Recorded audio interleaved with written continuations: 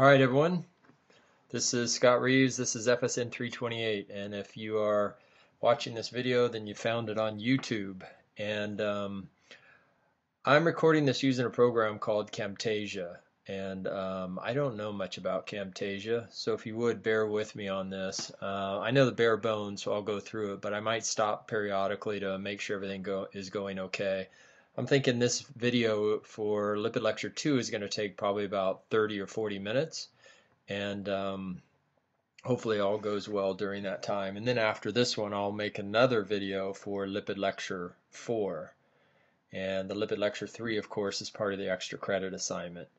So let's go ahead and I think when I've been talking to a few of you, I think one of the points that I want to go back to is this slide right here, and hopefully you can see the cursor when I move it around on the screen. This is where chylomicron formation occurs. And one thing we want to keep in mind here is that the chylomicrons are a combination of apolipoproteins and the lipids. And almost all of the lipids in a chylomicron came from the diet. Remember, they were reassembled, and in the lumen of the ER, these lipids are combined with an apolipoprotein. And in the case of chylomicrons, the apolipoprotein is apolipoprotein B48. And more on that later. So the protein provides a scaffold for the synthesis of chylomicrons so that the lipids can be added to the apolipoprotein. Then you have a spherical structure coated by phospholipids with a lipid core. That leaves the enterocyte, goes into the lymphatic system, then eventually into the blood circulatory system. Now they also have HDL here, and we'll talk about HDL towards the end of today's lecture, but an important point of this is that HDL are made in intestinal cells, but they don't have anything to do with chylomicrons.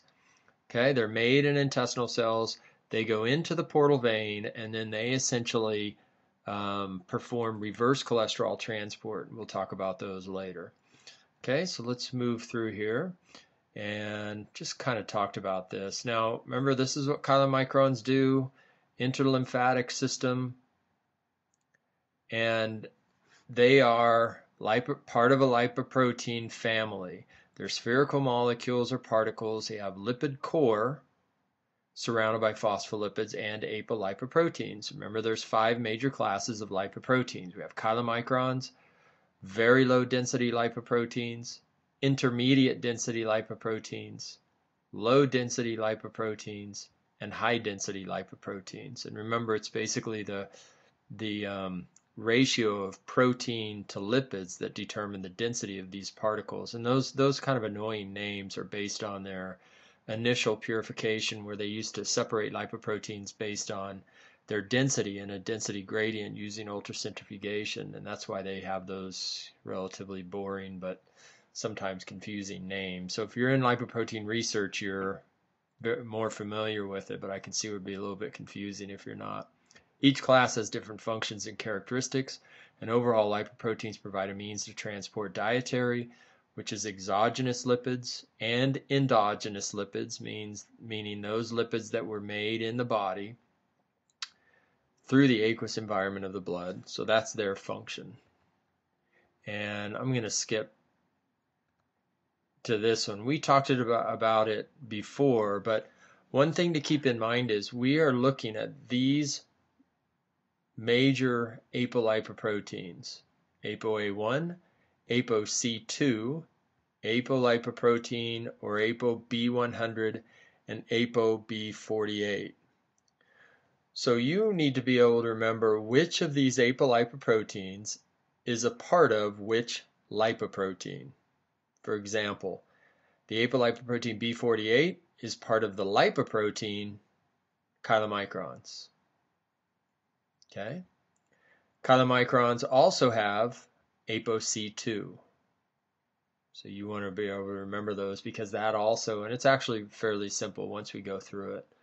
Okay, you also want to remember which lipids are in each type of lipoprotein and their approximate ratios. For example, are they triglyceride rich or cholesterol rich?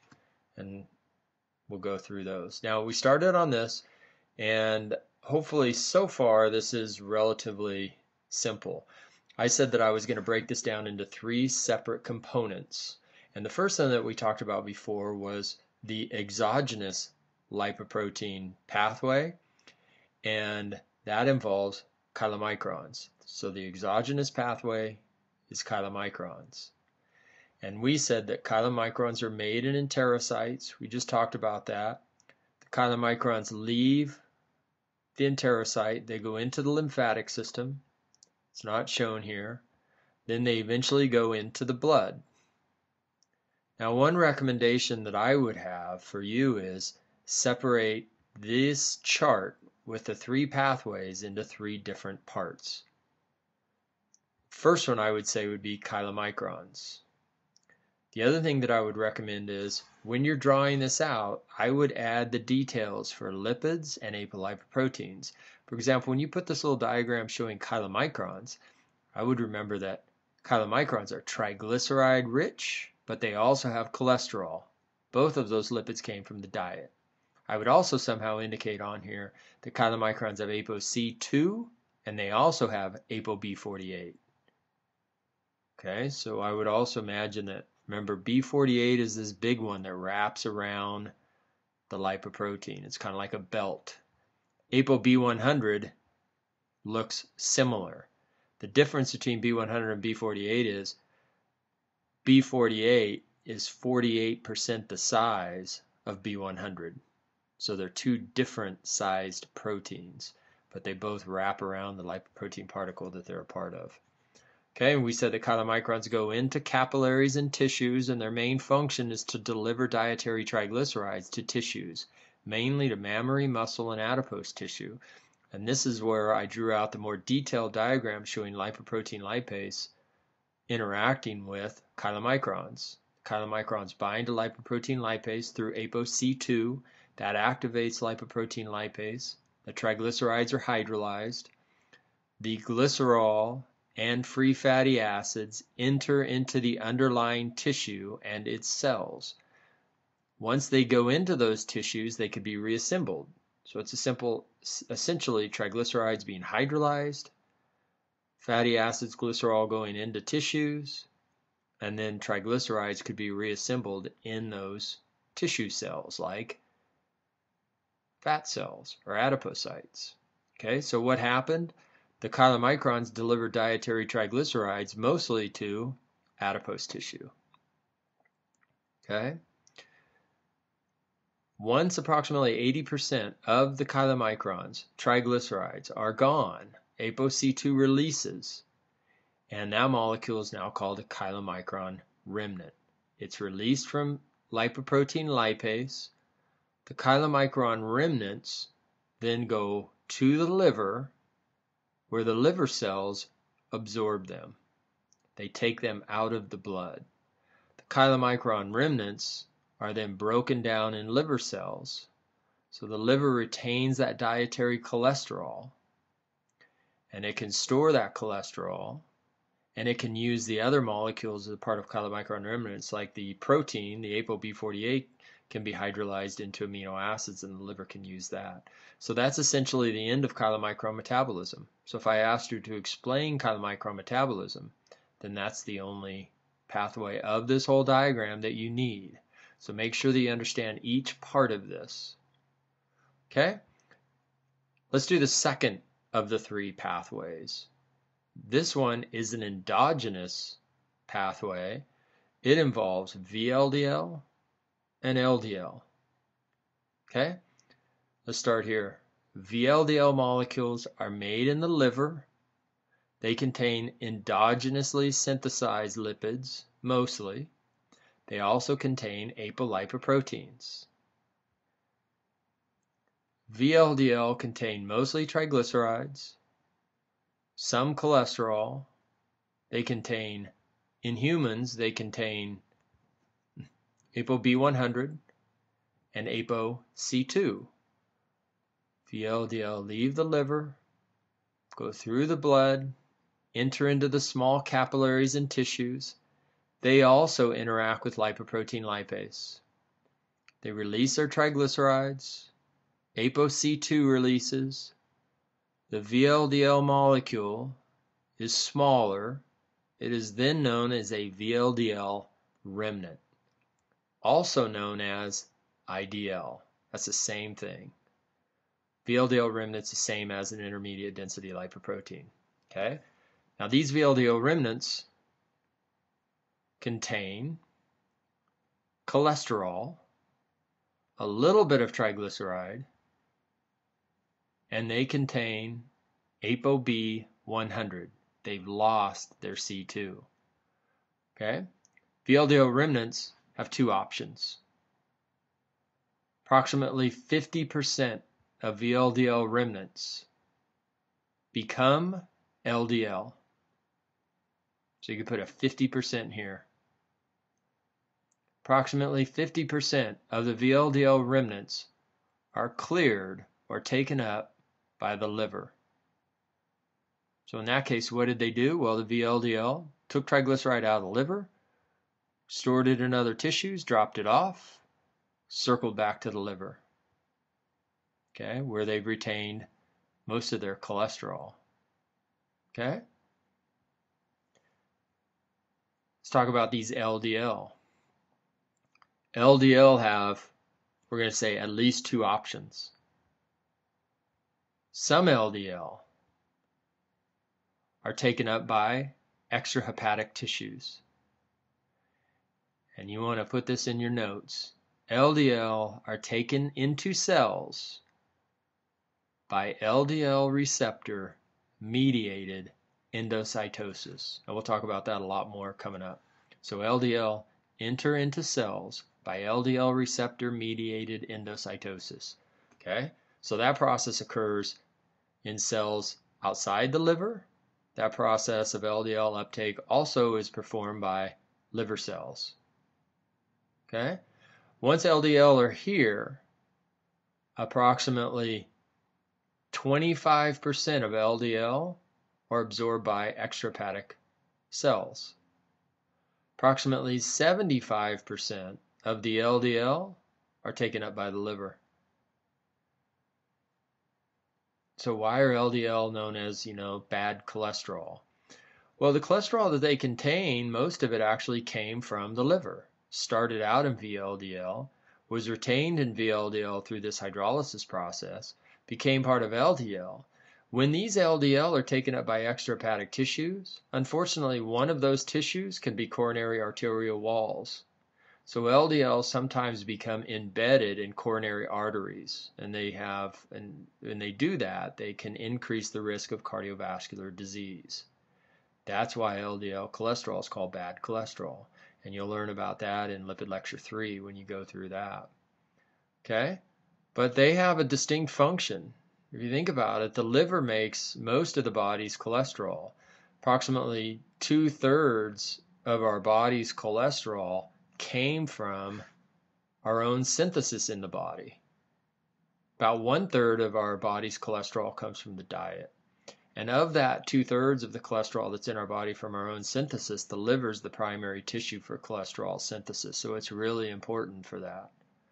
Okay, so LDL are essentially taking cholesterol that our body made and are delivering it to tissues other than the liver. So LDL provide an important function. Okay, but if we look at this, now what's happened is those VLDL are converted to VLDL remnants, which are taken up, converted to LDL, which are taken up by tissues, or back to the liver. And that's basically the end of this VLDL-LDL metabolism. Okay? So I would say that's the end of process number 2 here. Third process, and this one's pretty simple. Kind of the third component of this diagram is HDL metabolism. Okay?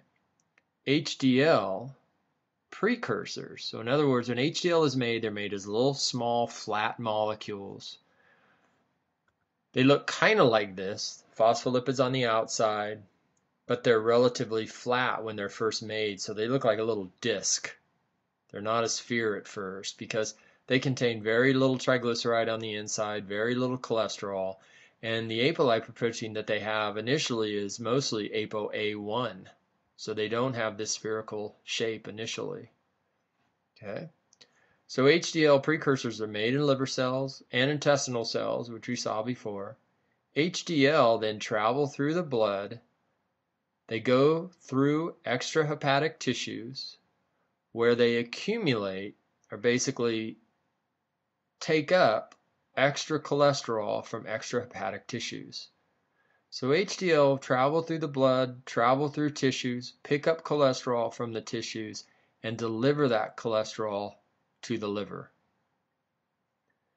The cholesterol that arrives in the liver from HDL is likely to be excreted in the bile, either as cholesterol or after it's converted to bile acids. So why do we call HDL cholesterol good? Because it's removing excess cholesterol from our tissues and taking it to the liver for excretion. So in general, what we say for humans is if we have high HDL, that's good in our blood because that means we have a lot of HDL that is clearing cholesterol. If we have low LDL, that's good because there's less LDL cholesterol that can become part of heart disease. So that's why we say that. We'll talk about more details on that coming up. So for HDL, remember it's a cholesterol-rich particle. For HDL is a cholesterol-rich particle, and the only apolipoprotein I want you to remember for this is ApoA1. Okay, so that summarizes this diagram. Okay, that gives you enough detail to use this. Now, and I'm going to give you a study guide. I'm going to try to finish that tonight, and it'll have questions about this on what each of the major functions are. But if we look at this, I also have a table here where you can go through and you can look at each of the lipoproteins. So you want to know this table. We just talked about them, so I'm not going to go back through it again, but read through this table. And again, I would break it into components. Chylomicrons and their remnants, VLDL, LDL, what happens there, and then HDL is here. Okay, so let's talk about this, the function of the apolipoproteins. I have this in three major functions. First one, apolipoproteins provide a structural component for the synthesis and stability of the lipoprotein particle. So for example, ApoB100 and ApoB48 are crucial for synthesis and stability of chylomicrons, VLDL, and LDL. Okay, so they're required for that. Now the second one is apolipoproteins provide recognition sites for cell surface receptors. So there are some receptors on cells that actually recognize and bind to receptors on the apolipoproteins. And the lipoproteins are removed from plasma or blood by receptor-mediated endocytosis. The example I just gave you a minute ago was ApoB100 for LDL. And the last one is some apolipoproteins act as cofactors for enzymes involved in the metabolism of lipoproteins. For example, apolipoprotein C2 activates lipoprotein lipase. And another example, which I don't have here, is apolipoprotein A1 activates LCAT, LCAT. We'll talk about that one. That stands for lecithin cholesterol acetyltransferase, LCAT. So more on that coming up. So apolipoproteins help determine the fate and function of each type of lipoprotein. So if we go back to this, if we think about, again, summarizing this, what's happening is our body is making molecules in various tissues, mostly the liver and intestine. It's making molecules that can transport lipids through the blood. Not only is it allowing them to transfer through the blood, it's making them in a way so that those lipoproteins have a specific fate or a specific type of metabolism. Right? So for example, those apolipoproteins that are part of VLDL, chylomicrons, LDL, and HDL, the apolipoproteins help determine the metabolism or the function of these lipoproteins. So the lipoproteins travel through the blood and they go through a set of reactions based on their contents. Okay. What else? Oh, this is a little diagram or table that I made that shows apolipoprotein characteristics. Again, it summarizes it. So for example, ApoA1 activates LCAT an LCAT forms cholesterol esters, and ApoA1 is also a ligand for the HDL receptor in liver cells. And don't worry about the molecular mass. I'm not going to ask you about that. But if we just look at that, for example, here's B48. It has a molecular mass 260 Daltons, 260,000 Daltons.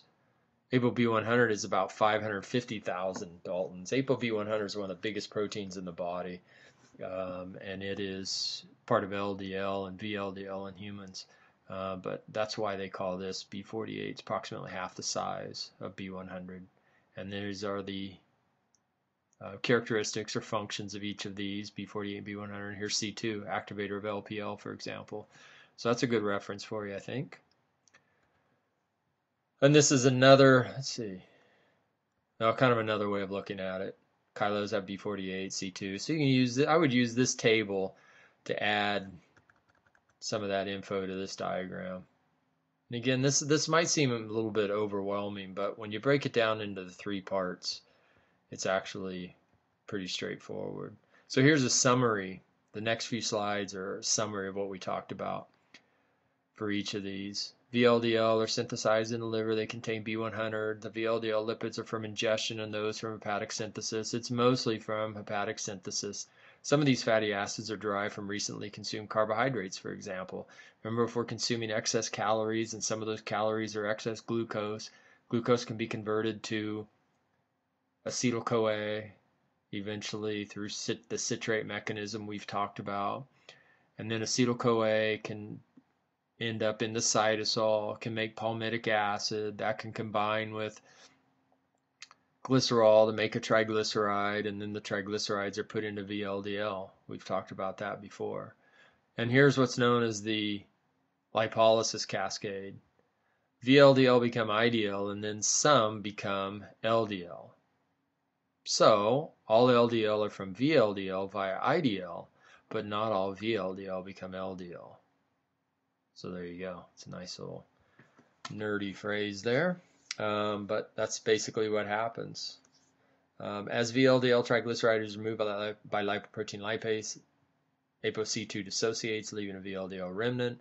Some IDL are cleared by the liver, and some IDL lose more triglycerides and actually become LDL particles. That's how they convert. We said, remember that about half and half down here, about half VLDL remnants are cleared by the liver, and about half become LDL particles. Okay, so more about LDL. Their function is to transport cholesterol to extrahepatic tissues.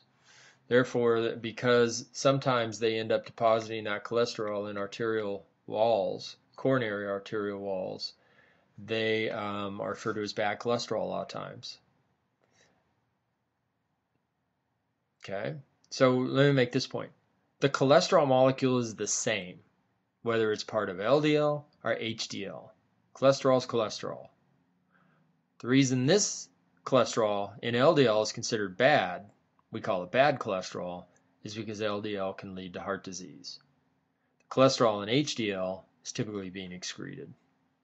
Okay? Now, here's another good point. The only protein component of LDL is B100, ApoB100. LDL particles are cholesterol rich and they remain in the plasma for 2 to 3 days. That is the longest time in the blood for any of the lipoproteins, 2 to 3 days. Chylomicrons are usually metabolized within 4 to 5 hours to chylomicron remnants.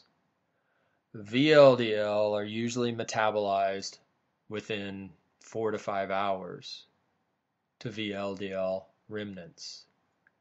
Once they become LDL, they stay in the blood for a few days. And unfortunately for us, that long time duration in the blood can make it more likely that those LDL are going to become involved in atherosclerosis. So that's one of the downsides of being human, I guess. Other animals are a little bit different. HDL are somewhere in between, a few hours and days in the blood, but they're not in there as long as LDL. And then LDL particles are removed from the circulation by the LDL receptor. Okay, so let's look at typical values. This is the distribution of triglyceride and cholesterol among fasting plasma lipoproteins in humans. So this is typically after 10 or 12-hour fast. In 329 lab, for example, if you want to, everyone in the class will measure their own blood cholesterol levels in each of these fractions. You'll go to the health center, you will give a blood sample, then you can do your own lipid values. One of the caveats of that is that you need to fast for 10 to 12 hours at least. Okay, that allows some of these lipoprotein fractions to clear. For example, VLDL and chylomicrons should be cleared by that point.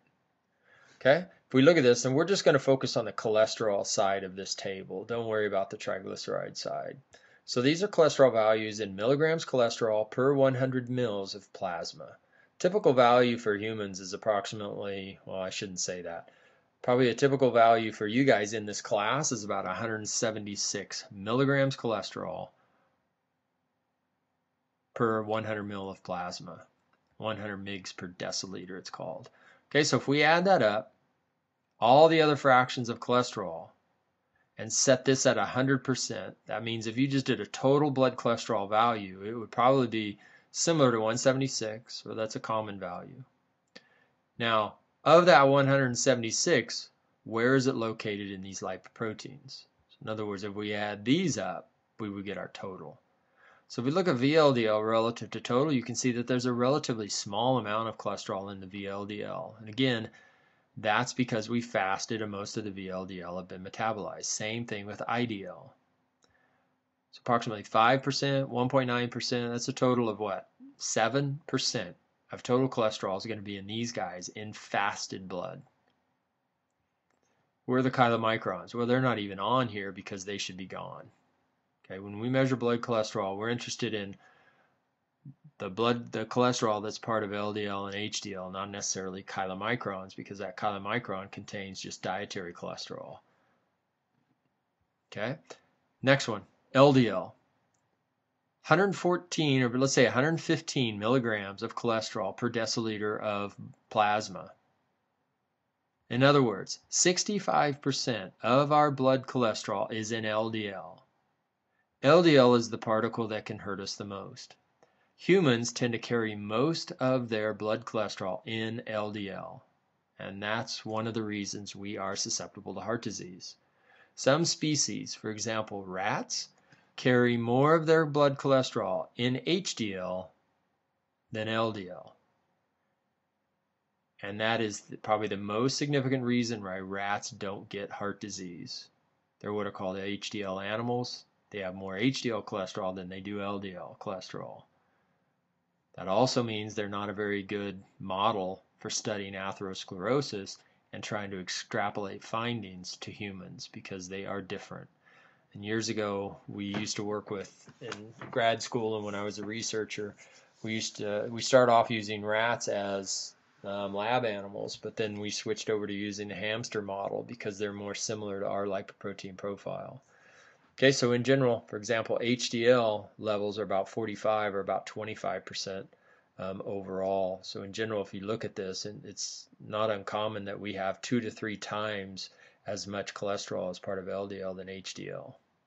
Okay, so a lot of our blood cholesterol is in LDL. So let's talk a little bit more about that. Okay, now this diagram shows, I guess up at the top what I would do is I would label this LDL receptor mediated endocytosis.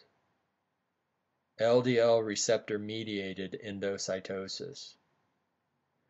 And this is the little handout of notes that I posted on Polylearn. So if you haven't done it yet, what I would do is maybe download those notes I put up there that's called LDL receptors, and it will explain this process. But I'll go through it right now, just kind of reading through those notes. And if you have this PowerPoint, you look at the bottom of it, you can see in the little notes there I said that this process was described by 2 researchers, and their last names were Brown and Goldstein. They're considered one of the top lipid researchers in the world, and they're still around. I saw them give a talk. I saw Goldstein give a talk a few years ago, at a national science conference, and it was really interesting. I mean, he's a he's a rock star of scientists. They won the Nobel Prize for this work, and I'm sure that gives you goosebumps. So let's start on this. If we look over on the left here, we have, so this is LDL receptor mediated endocytosis. This is the plasma membrane, and you should say, basically in your notes somewhere, this is a plasma membrane of almost any cell in the body, including liver cells. Okay? So this process occurs in almost every cell in the body because almost every cell in the body needs to be able to take cholesterol from the blood and use it internally. Okay? So let's look at this. If we look over on the left side, that's kind of where we start. We've got 1 through 10 steps. I'm going to kind of go through. And if you look at my notes, you can see that I have the steps or events in this process in 6 steps. So I've simplified it a little bit. So let's just go through this. So this would be a plasma membrane. This is the, what would we say? Extracellular fluid, including plasma.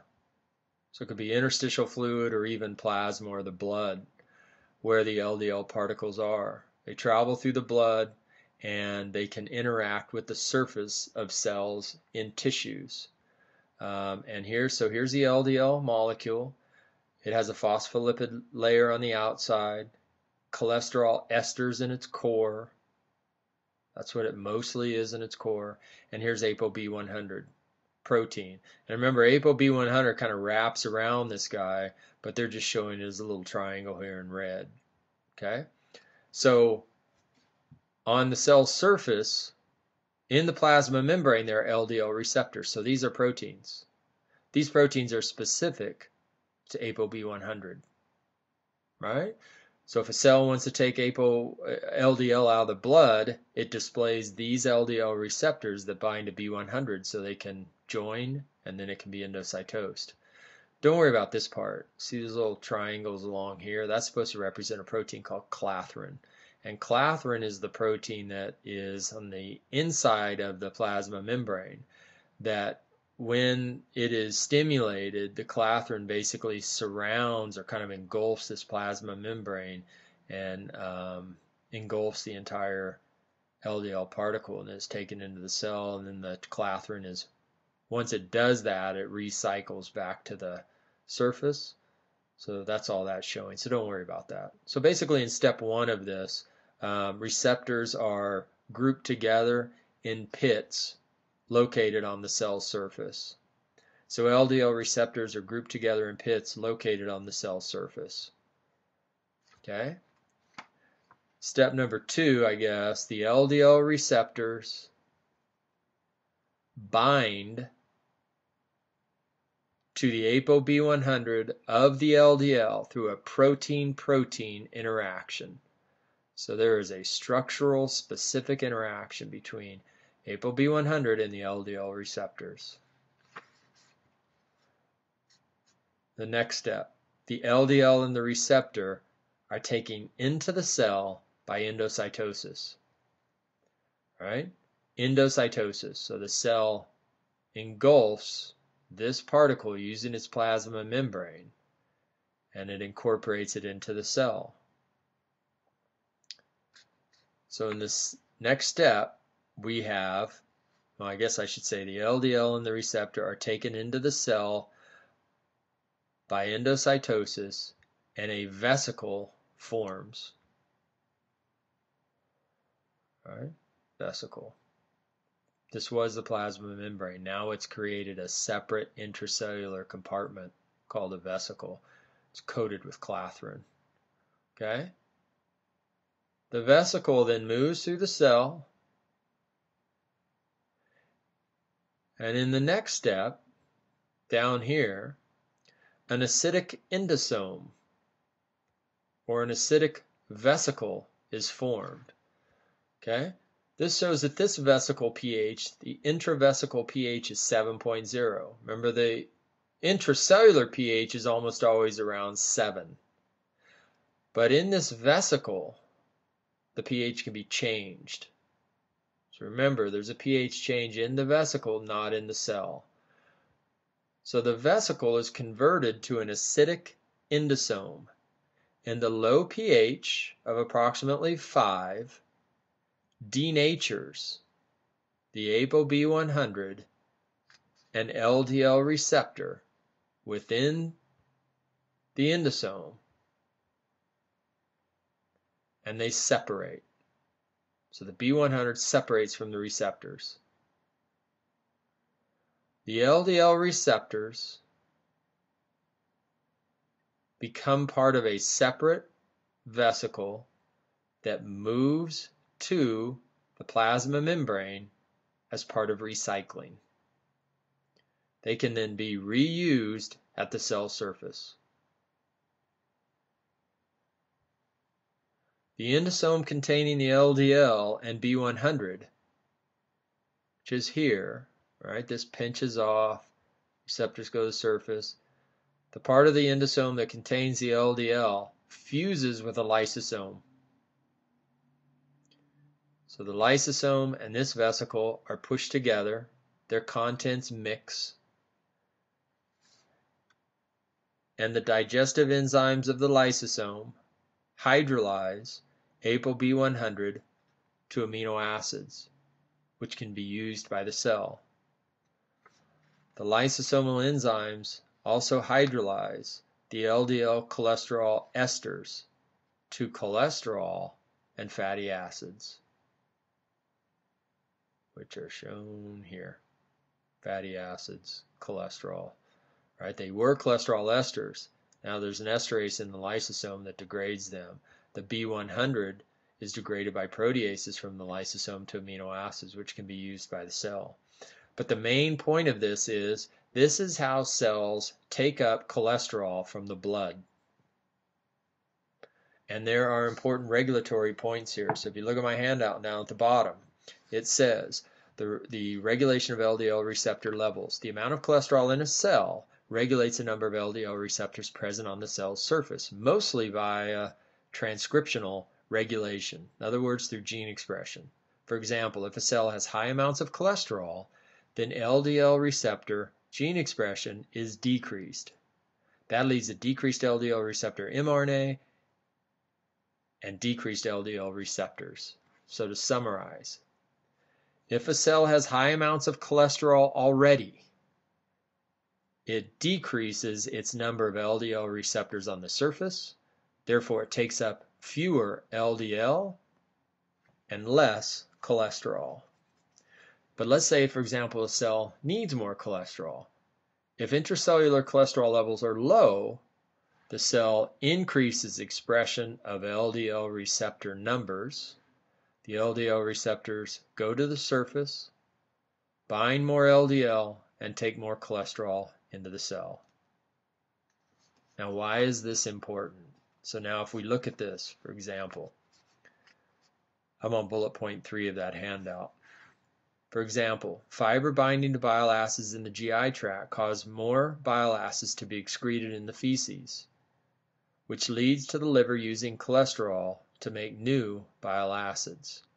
Now this may decrease cholesterol concentration in liver cells, right, because the cholesterol is being converted to bile acids. This would upregulate LDL receptor expression, which may lead to a reduction in blood cholesterol.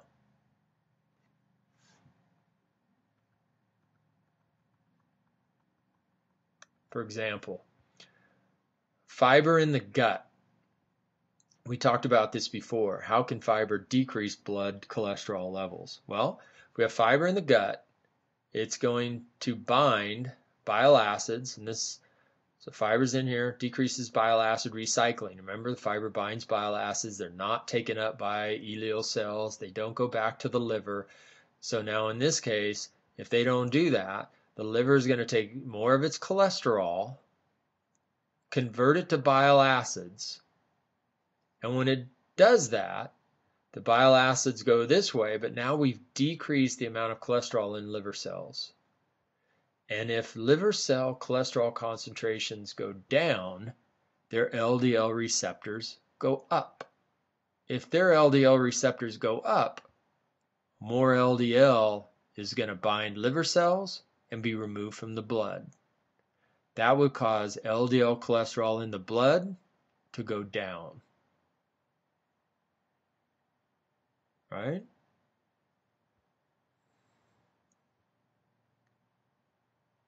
So you might want to think about that one. So then the next one, 1, 2, 3, fourth bullet point. If intracellular cholesterol increases, then it tends to decrease HMG-CoA reductase activity and vice versa.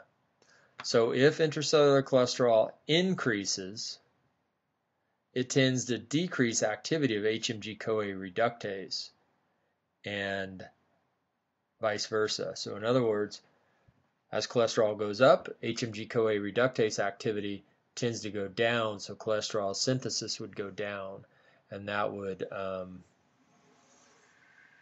have the beneficial regulatory step. Also on the last one, remember that insulin increases expression of cholesterol synthesis by HMG-CoA reductase. So if insulin levels are kept low, the liver cholesterol levels should be lower, and this can result in lowering blood cholesterol due to enhanced LDL receptor mediated into uptake.